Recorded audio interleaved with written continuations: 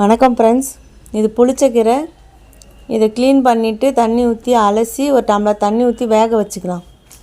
இது வேகிறதுக்குள்ளே நம்ம பூண்டு, பச்சை மிளகா, வெங்காயம், தக்காளி இதை கட் பண்ணி வச்சுட்டு ஒரு கடாய் வச்சு அதில் எண்ணெய் ஊற்றி கடலைப்பருப்பு, உளுத்தம்பருப்பு போட்டு அது செவந்து வந்த உடனே நம்ம அதை கட் பண்ண பொருள் எல்லாமே அதுக்குள்ளே போட்டு ஸ்லோவாக தீயை வச்சு வதக்கி கொடுக்கலாம்.